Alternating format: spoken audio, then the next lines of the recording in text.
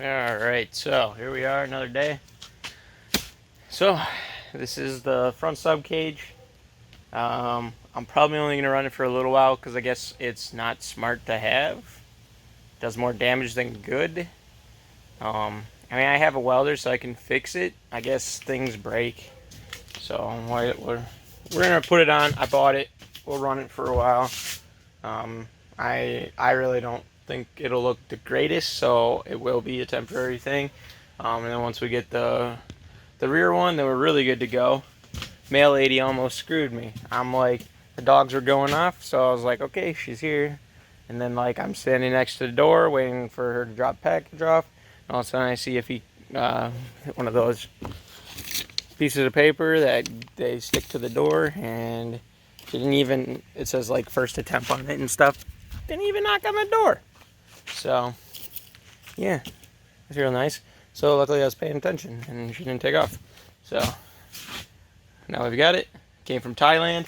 Let's see here. It's a Dark Knights street cage, front sub cage. So, I think it was like $220 shipped or something like that. So, let's go ahead and unbox this thing and get it on there. Alright, got it all out. Now we're just going to unwrap it. I think that was everything that was in the box. So let's get all this stuff taken out of the packages and see what we got here. Alright, so there it is. So it comes with a longer, I don't even know, swing arm bolt.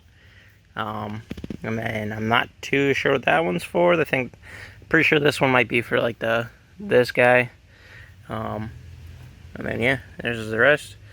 So this guy will go ahead and should mount something of this nature. So it utilizes that one and that one. So let's go ahead and get this thing done. So I did notice a couple of things that are, I mean, I guess depends on who you are. This will still work, but like the prep work is like, you didn't get powder coat in there, and the welds weren't cleaned up before it was powder coated. I'm not picky, so I mean, otherwise we'll see how fitment is. So let's go ahead and get started. So I'm pretty sure we're gonna go ahead and we'll do the hard one first. So we'll do this middle one first, the trailing arm bolt or whatever. So let's get that off and get it on there.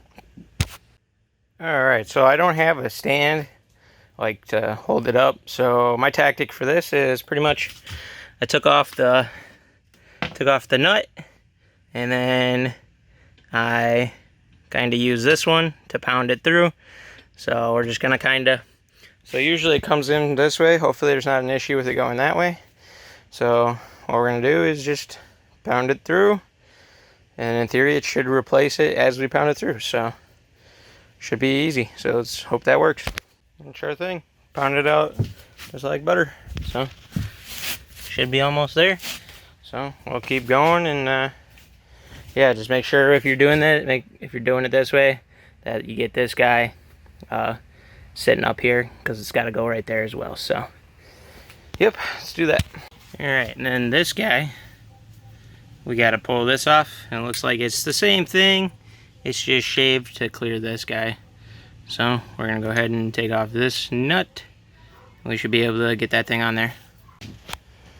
Alright, so it was like a little 8mm bolt right here. So I'll take that out, and this guy comes off. If you want, loosen up this nut first, and then so all you should have to do, don't touch this one, and you just loosen this one up, and then it'll slide off, and slide the new one on, and bolt it on. Make sure you put the cable slides into here. So yeah, too easy. It's pretty self-explanatory. So let's keep going. Okay, the new one is, so that way you can see it kind of gives you more clearance for this one. I'm going to do the exact same trick I did for this side. Mostly because I feel like if any side is going to have to come off, it's going to be the other side, because we still got to replace this little guy, because I bent that one when I looped it the first time. So yep, so let's go ahead and So the clutch thing's done. I already tightened it back up. It was 14 for this, and then it was an 8 for that. For this nut, I used it's 19, I believe. Yep, 19.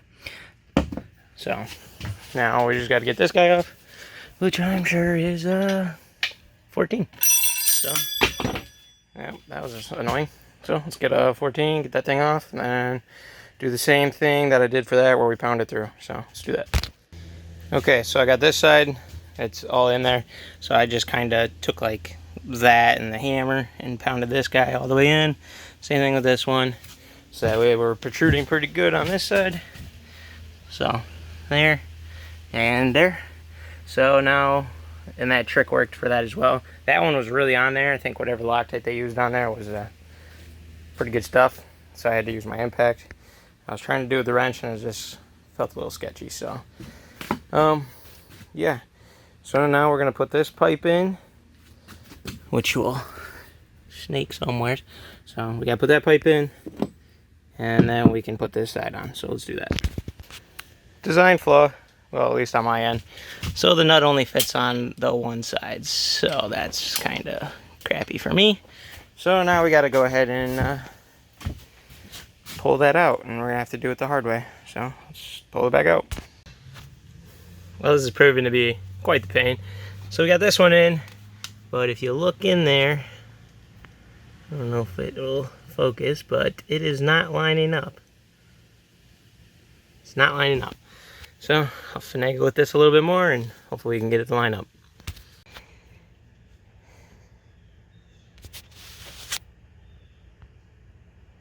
There it is. So, not too bad.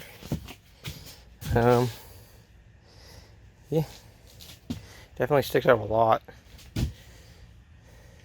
But yeah, guess we can move this guy. Move all this stuff.